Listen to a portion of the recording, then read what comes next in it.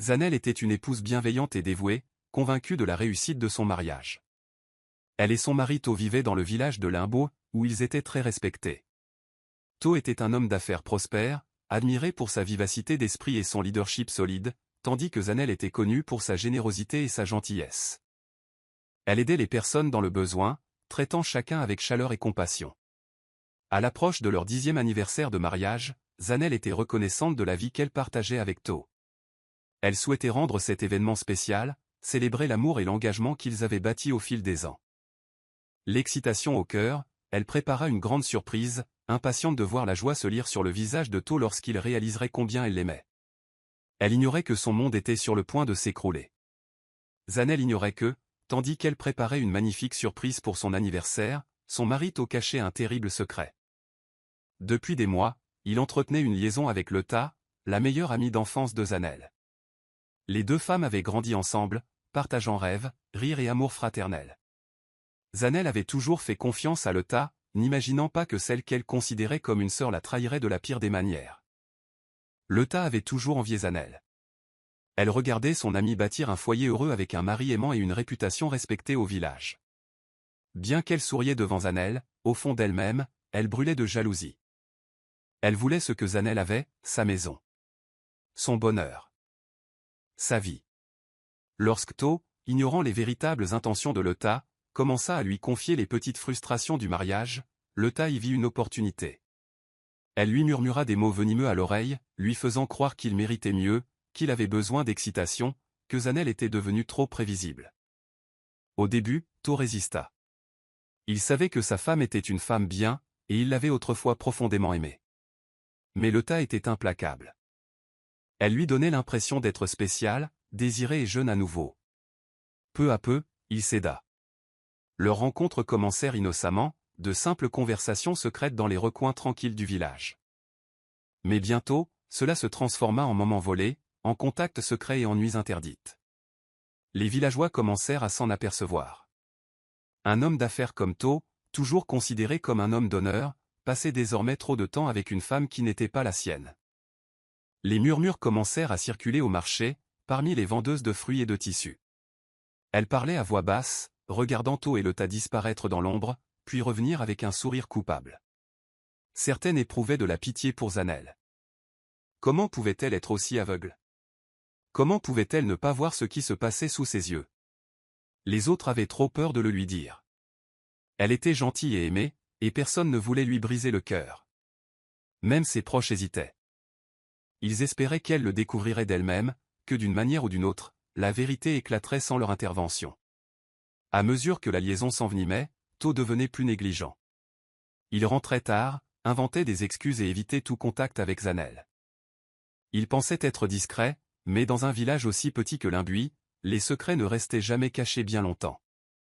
Leta, persuadé de maîtriser To, l'encouragea à prendre de plus grands risques.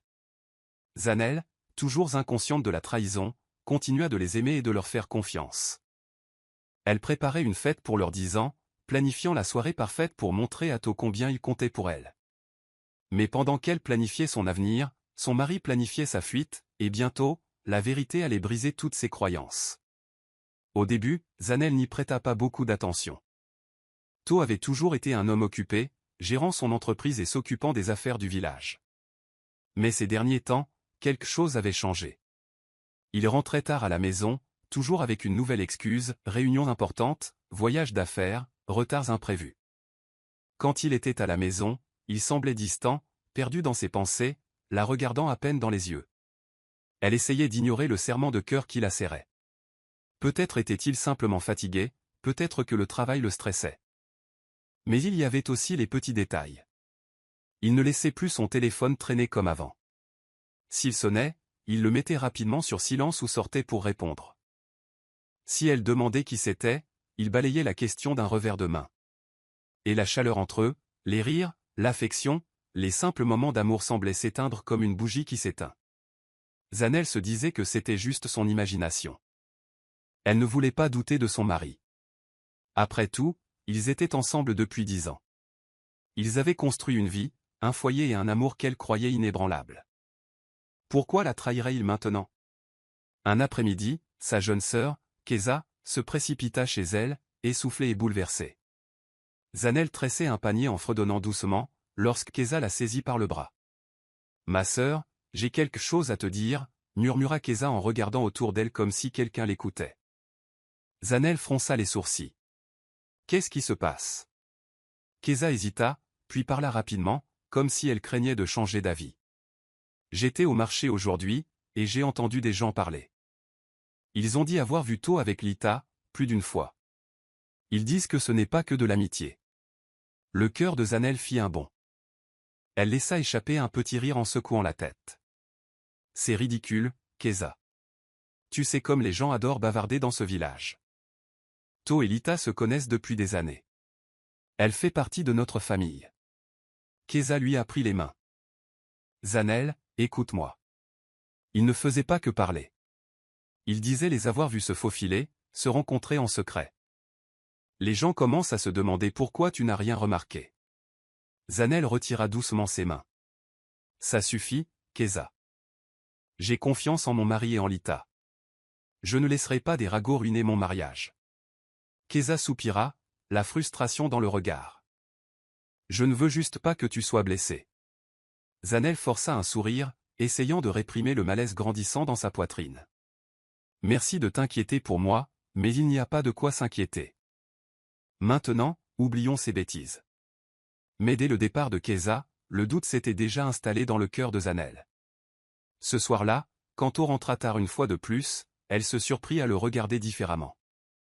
Lorsqu'il évitait son contact, elle ressentait la douleur de la solitude. Et lorsqu'il détournait son téléphone de ses yeux, elle se demandait, pour la première fois, si les rumeurs du marché disaient vrai. Zanel était déterminée à faire de leur 10e anniversaire le jour le plus spécial de leur vie. Elle voulait que To voie combien elle l'aimait, lui rappeler le lien qu'ils avaient tissé au fil des ans. Elle passa des jours à planifier soigneusement la fête, choisissant ses plats préférés, disposant les décorations et choisissant le cadeau idéal. Même si les rumeurs concernant To et Lita l'avaient perturbée, elle refusait de laisser le doute gâcher son bonheur. Elle se persuada que les gens étaient simplement jaloux de son mariage, cherchant à créer des problèmes là où il n'y en avait pas. Un soir, alors qu'elle préparait une surprise dans le bureau de To, elle remarqua quelque chose d'inhabituel. Une petite enveloppe dépassait d'une pile de papier sur son bureau. Ce n'était pas dans les habitudes de To de laisser traîner des lettres. La curiosité l'emporta et elle tendit la main vers la lettre, s'attendant à y trouver un document commercial ou un mot d'un client. Mais lorsqu'elle ouvrit l'enveloppe et déplia la lettre, son univers s'écroula.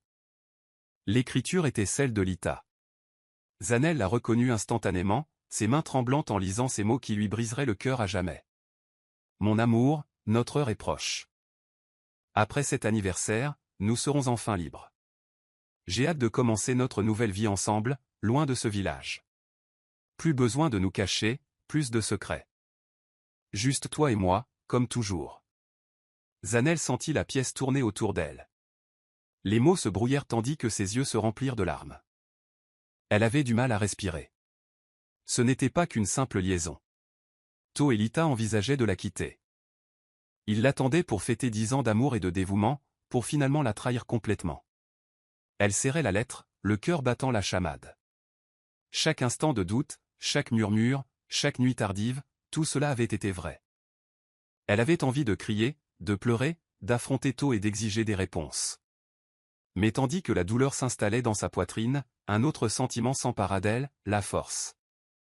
Elle prit une grande inspiration et essuya ses larmes. Elle ne voulait pas qu'il la voie brisée. Elle ne voulait pas qu'il croie avoir gagné. Au lieu d'affronter To immédiatement, elle prit une décision. Elle attendrait. Elle lui laisserait croire qu'elle était toujours l'épouse confiante, la femme aimante qui ignorait ce qui l'attendait. Reposant la lettre à sa place, elle reprit ses esprits et sortit du bureau. Elle célébrerait l'anniversaire, mais pas comme To l'avait prévu.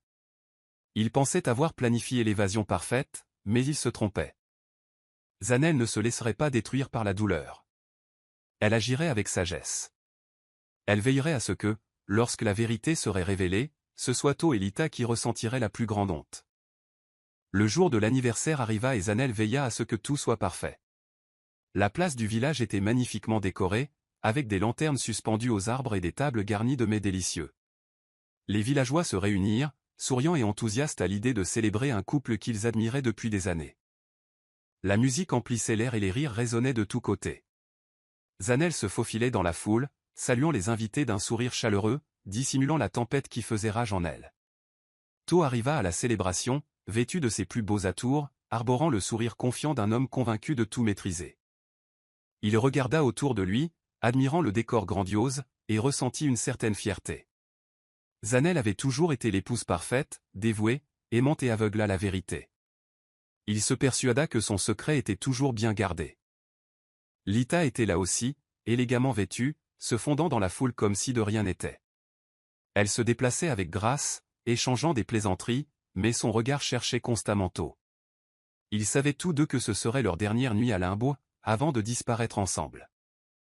Zanel les observait de loin, l'air indéchiffrable.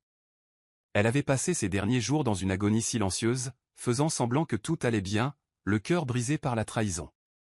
Mais ce soir, c'était différent. Ce soir, elle n'était pas une femme brisée. C'était une femme prête à reprendre son pouvoir. Au fil de la soirée, Zanel monta sur scène, tenant dans ses mains une boîte magnifiquement emballée. La foule se tut, impatiente d'entendre ce qu'elle avait à dire. « Mon cher mari », commença-t-elle d'une voix calme et posée. « Ce soir, nous célébrons 10 ans d'amour, de confiance et de partenariat. J'ai préparé un cadeau spécial pour toi, un souvenir inoubliable. » To sourit et s'avança, se faisant passer pour un mari dévoué. Il tendit la main vers le cadeau, mais Zanel secoua la tête. « Pas encore, dit-elle avec un petit sourire. Partageons ce moment avec tout le monde. » Elle se tourna vers le grand drap blanc accroché au centre de la place. D'un hochement de tête, un jeune garçon tira une corde, révélant un écran de projection. Les villageois sursautèrent tandis que des images apparaissaient. To et Lita, se rencontrant en secret, se tenant la main, échangeant des baisers volés. Les images racontaient une histoire de trahison indéniable. Un lourd silence s'abattit sur la foule. Le visage de To perdit toute couleur, et Lita recula d'un pas, les mains tremblantes. Les villageois murmurèrent sous le choc, leur admiration pour le couple se muant en murmures de déception et de colère. Zanel se tourna vers To, le regard empli d'une force tranquille. « Merci pour ces 10 années de souvenirs, dit-elle doucement, sa voix résonnant dans la nuit. Mais je ne passerai pas un autre jour avec un homme qui ne m'apprécie pas, dit-elle en se détournant, laissant To et Lita au cœur de leur honte. La célébration commencée en leur honneur s'acheva avec leur disgrâce. La fête battait son plein, les rires et la musique emplissant l'air tandis que les villageois savouraient le festin. Les lumières vacillaient doucement, projetant une douce lueur sur l'assemblée. To était assis à la table d'honneur, un sourire fier aux lèvres, persuadé d'avoir une fois de plus dupé tout le monde. Lita, assise à côté, se faisait passer pour une simple invitée, mais son regard ne cessait de se poser sur To, une compréhension silencieuse s'établissant entre eux. Il pensait avoir la situation sous contrôle. Puis Zanel se leva et frappa doucement dans ses mains pour attirer l'attention de tous. La foule se tut lorsqu'elle prit place au centre de la scène, une petite télécommande à la main. Son sourire était chaleureux, mais quelque chose dans ses yeux fit bouger To, mal à l'aise. « Mon cher mari », commença Zanel d'une voix ferme. « Ce soir est une soirée spéciale, une soirée pour célébrer l'amour, la loyauté et le chemin parcouru ensemble, et quoi de mieux que de se remémorer nos beaux souvenirs. » Les villageois applaudirent et acquiescèrent. Ils avaient toujours admiré le mariage de Zanel et To, le croyant solide et empli d'amour. To força un sourire, mais ses mains devinrent moites. Quelque chose dans le ton de Zanel fit battre son cœur plus vite. D'une simple pression sur un bouton, la grande feuille blanche au centre du carré s'illumina, révélant la première diapositive. C'était une photo de To et Zanel le jour de leur mariage, leur visage rayonnant de bonheur.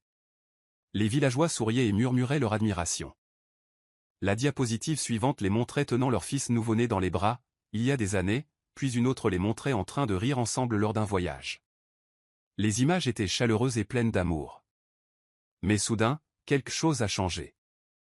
L'image suivante apparut à l'écran, et un frisson de confusion parcourut la foule.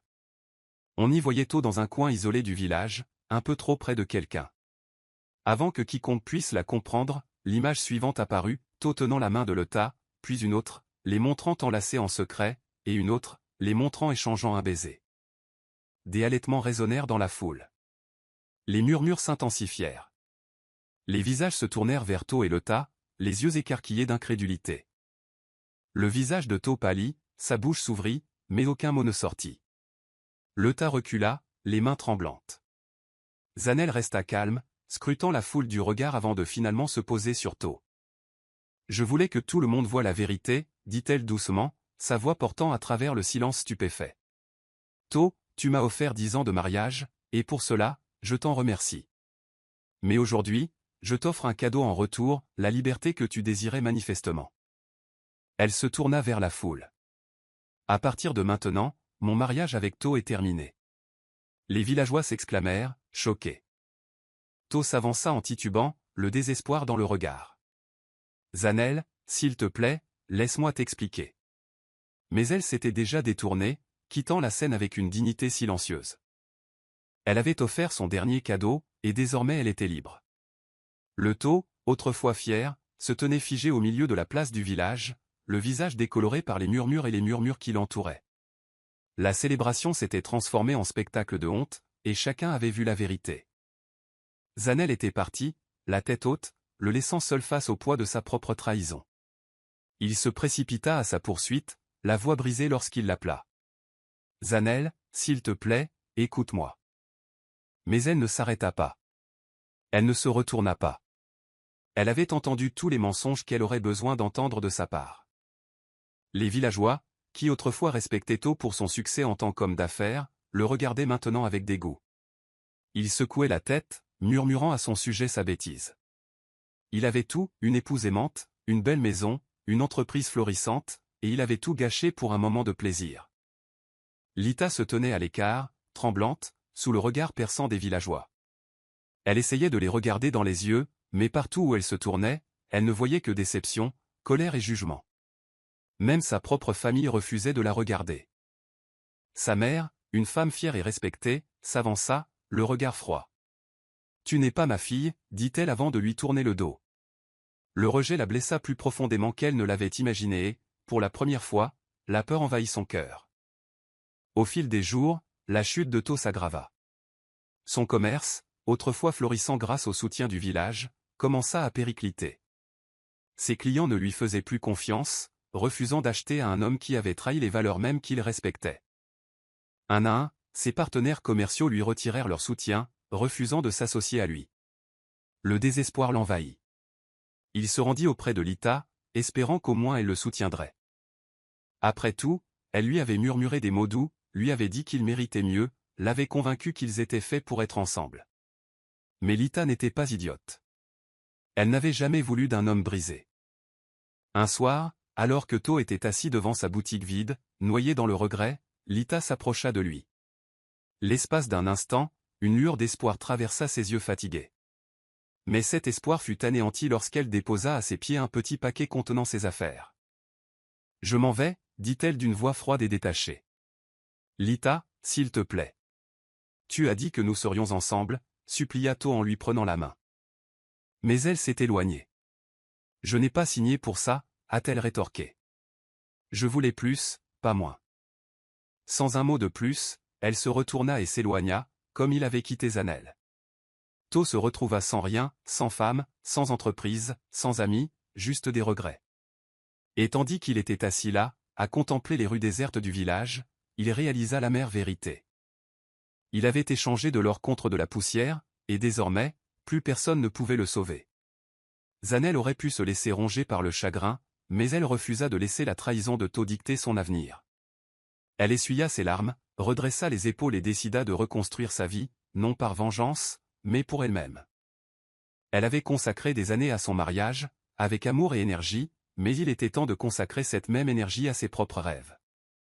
Avec le peu d'économie qui lui restait, elle lança un petit commerce sur le marché du village. Au début, ce ne fut pas facile. Les gens murmuraient, l'observant attentivement, se demandant si elle allait s'effondrer sous le poids de son humiliation. Mais Annelle restait ferme. Elle vendait des tissus, des perles et des paniers faits main, travaillant sans relâche du lever au coucher du soleil.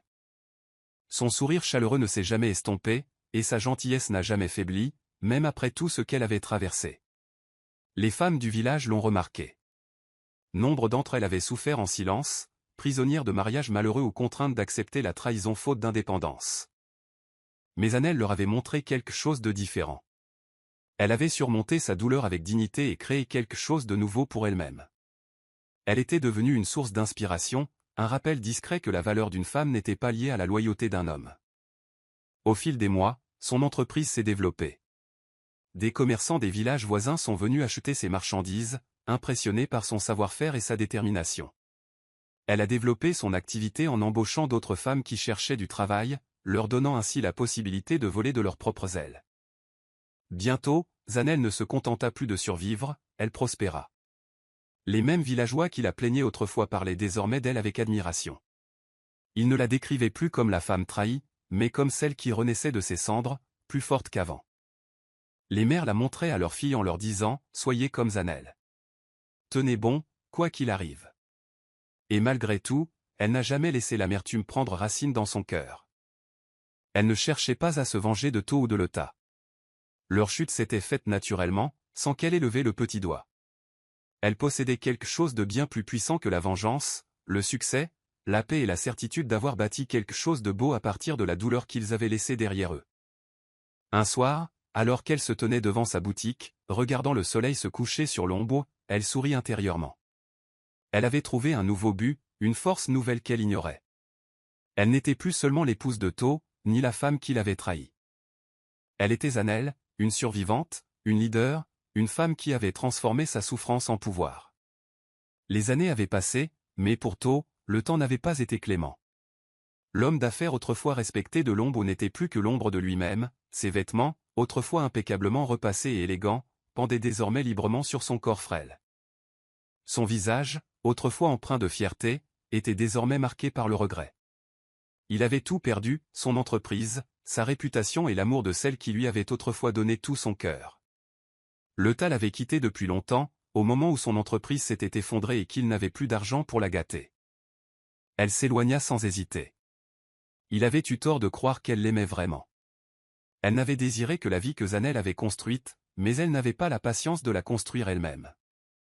Désormais, Tho était seul, abandonné par celle pour laquelle il avait tout risqué. Il passait ses journées à errer dans le village, invisible et indésirable. Les villageois, autrefois respectueux, le reconnaissaient à peine. Quand il le faisait, c'était seulement pour murmurer comment il avait jeté un diamant pour une poignée de poussière.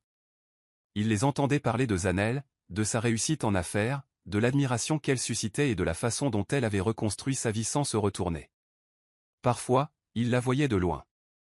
Elle était plus belle que jamais, son visage rayonnant de bonheur et d'assurance. Elle riait librement, entourée d'amis, respectée par le village et en paix avec elle-même. Il souffrait de savoir qu'il avait été autrefois l'homme à ses côtés, celui qu'elle avait aimé de tout son cœur, et qu'il avait tout détruit pour un instant fugace de plaisir égoïste. Désespéré d'alléger le poids de ses regrets, il lui écrivit des lettres. Il y déversait son cœur, implorant son pardon, demandant juste un instant pour lui parler.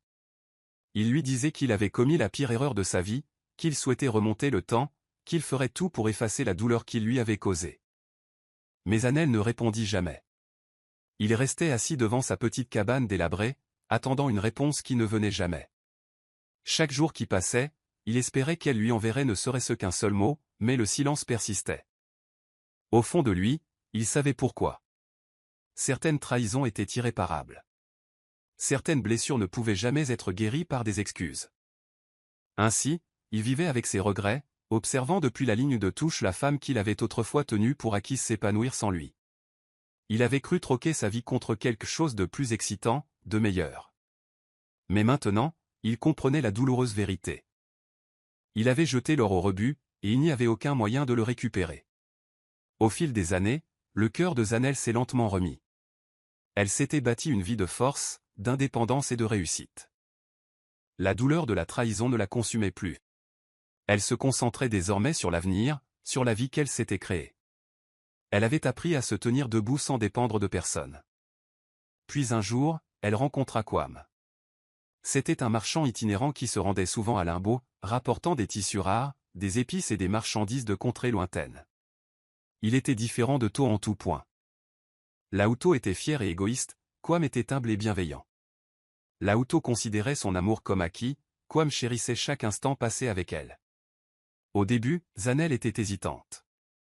Elle avait déjà été blessée et elle n'était pas sûre de pouvoir un jour ouvrir à nouveau son cœur. Mais Quam était patient. Il ne la bousculait pas et ne cherchait pas à l'impressionner par de grandes promesses. Au lieu de cela, il lui témoigna son amour par des actes, l'aidant dans ses affaires, l'écoutant dans ses rêves et la traitant avec le respect qu'elle avait toujours mérité. Peu à peu, Zanel se retrouva à sourire davantage. Elle rit de nouveau, non seulement des lèvres, mais du cœur. Elle réalisa que l'amour n'était pas censé être un fardeau. Il devait être léger, facile et sécurisant. Avec Quam, elle ressentait tout cela et bien plus encore. Lorsque les villageois apprirent le nouvel amour de Zanel, ils furent fous de joie.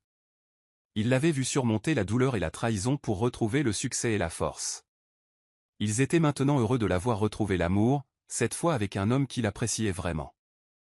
Un soir, sous le soleil couchant, Quam lui prit la main et la regarda droit dans les yeux.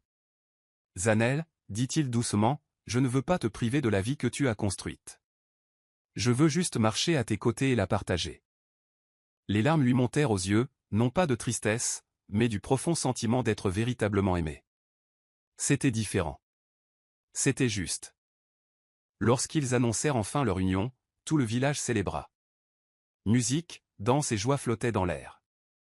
Mais le plus grand bonheur était celui qui brillait dans le cœur de Zanel. Elle avait retrouvé l'amour, non pas dans le désespoir, ni dans le besoin, mais dans la force et le choix. Elle avait cru un jour que son histoire se terminerait par un chagrin, mais elle savait désormais que ce n'était pas une histoire de trahison. Il s'agissait de survie, de croissance et d'un amour qui lui était venu lorsqu'elle était enfin prête à le recevoir. Debout aux côtés de Quam, entourée des rires et des acclamations de ceux qui l'aimaient, elle savait que c'était son nouveau départ. Et cette fois, c'était à ses propres conditions. Tao était assis seul devant sa petite maison en ruine, le regard perdu dans la rue déserte. L'homme d'affaires autrefois fier, qui avait traversé l'imbuie avec assurance et fierté, était désormais un homme dépouillé de tout, sa fortune, sa réputation et l'amour qu'il avait si négligemment gaspillé. Ses vêtements étaient usés, ses yeux enfoncés dans le regret et son cœur lourd des choix qu'il avait faits. Il avait écrit d'innombrables lettres à Zanel, chacune remplie d'excuses, mais elle n'avait jamais répondu.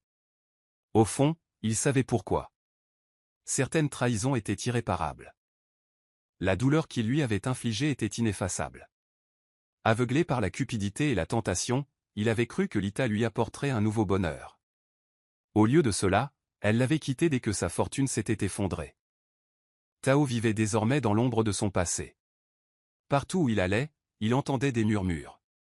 Les villageois parlaient de sa chute, non pas avec colère, mais comme un avertissement. Un homme qui échangeait de l'or contre de la poussière, comme on l'appelait. Les enfants chuchotaient l'histoire de sa trahison, comme une leçon sur les choix et leurs conséquences. Mais si la vie de Tao s'était effondrée, celle de Zanel avait prospéré. Elle était devenue un symbole de force, une femme qui avait transformé sa souffrance en force. Les femmes du village l'admiraient, inspirées par la façon dont elle s'était reconstruite. Les mères racontaient son histoire à leurs filles, leur apprenant à se valoriser et à ne jamais se contenter de moins que ce qu'elles méritaient. Un soir, alors que Tao traversait le village, il entendit des rires venant du marché. Il se retourna et vit Zanel debout aux côtés de Quam, son nouveau mari. Elle était radieuse, plus heureuse qu'il ne l'avait jamais vue. La voir le blessa profondément, mais il savait qu'il n'avait pas le droit de perturber son bonheur. Il baissa la tête et s'éloigna. Il avait été autrefois l'homme qu'elle aimait, celui à qui elle confiait tout son cœur. Mais il avait tout gâché pour un moment de plaisir fugace. Désormais, il ne lui restait que souvenirs et regrets. Assis seul ce soir-là, à écouter les murmures du village, il comprit enfin le véritable prix de ses erreurs. Il avait perdu non seulement une épouse, mais une femme qui lui avait tout donné, son amour, sa confiance et sa loyauté. Et en retour, il ne lui avait donné que de la douleur. L'histoire de Zanel serait racontée pendant des générations, non seulement comme un récit de trahison, mais aussi comme une leçon d'estime de soi. Et Tao, on se souviendrait de lui comme de l'homme qui avait tout, mais qui avait tout perdu. Tard dans la nuit, Zanel était assise près de la fenêtre de sa nouvelle maison, la douce lueur d'une lanterne éclairant le journal devant elle. Dehors, la nuit était calme, une légère brise emportant les parfums du marché et le bourdonnement paisible d'un village en paix. Elle trempa sa plume dans l'encre, les mains fermes, le cœur en paix. Pendant des années, Tao lui avait envoyé des lettres pleines de regrets, implorant son pardon, espérant une seconde chance. Elle les avait toutes lues, mais elle n'avait jamais répondu. Elle n'avait plus de colère, plus d'amertume. Le temps avait pansé ses blessures et sa nouvelle vie avait comblé les vides de son cœur. Mais elle savait qu'avant de tourner définitivement la page, elle devait lui donner la seule chose qu'il demandait, une réponse. Prenant une profonde inspiration, elle écrivit ces derniers mots. Tao, je t'ai pardonné il y a longtemps, mais je n'oublierai jamais. Certaines trahisons sont irréparables. J'ai tourné la page, et j'espère qu'un jour tu le feras aussi. Ceci est ma dernière lettre. Puisses-tu trouver la paix à ta façon. Elle relut les mots, s'assurant qu'ils contenaient la vérité qu'elle souhaitait exprimer. Il n'y avait là ni haine, ni désir de vengeance, seulement honnêteté et résolution. Elle scella la lettre et la remit à un messager, lui donnant des instructions simples. Remettez ceci à Tao et dites-lui qu'il n'y aura plus de lettre après cela.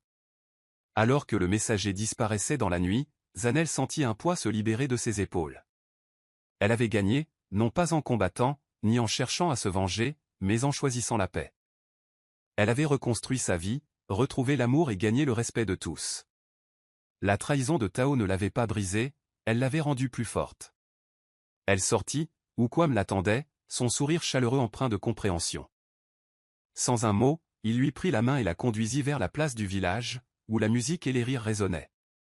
Zanel sourit, réalisant que c'était désormais sa vie, une vie remplie d'amour, de joie et d'un avenir épargné par la douleur du passé. L'histoire de Tao et Zanel perdurerait au village, mais sans tragédie. Ce serait une leçon de force, de respect de soi et de force d'avancer. Et tandis que Zanel dansait sous les étoiles, elle était certaine d'une chose, certaines batailles ne se gagnent pas par la colère, mais par la grâce.